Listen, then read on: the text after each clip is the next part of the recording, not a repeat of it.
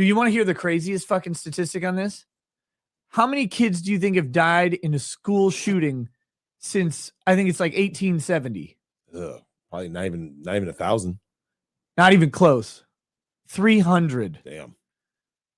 That's it. In school shootings since 1870, it's 300 kids who have died, which I mean, that's 300 too many.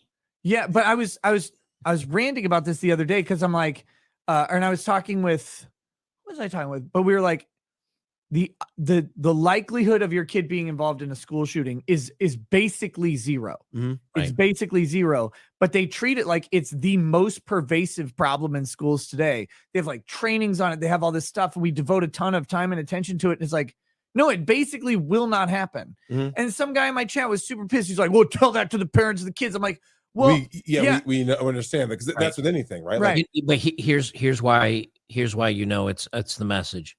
At one point in this country, right up until the last election, we had a Democrat president, we had a Democrat House, we had a Democrat Senate. They could have passed any law they wanted to. What gun laws did they pass? Nothing.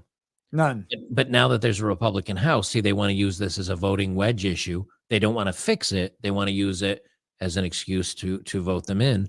And so now they're going to talk about the guns. Now, when they know it's a losing one, because there's a hell of a lot of Democrats that do not want to lose their Second Amendment either, not to mention libertarians, not to mention. So, they know that's not going to go anywhere, but they're going to use this as a wedge issue. And so if they fixed it, well, then there's no more wedge issue. And you notice also they never, ever, ever talk about Chicago. Yeah. Reason being, they have some of the tightest gun laws, and every weekend they're losing more people in a weekend.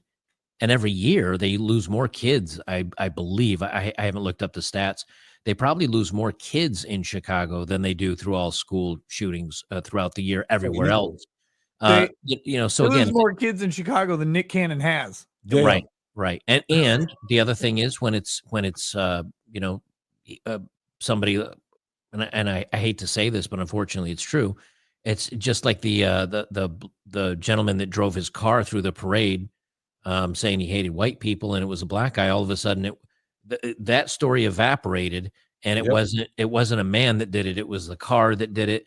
You just have to see that if it doesn't meet criteria to push the agenda, they don't talk about it. And unfortunately, Chicago, their tight gun laws and black people killing other black people, they don't care about.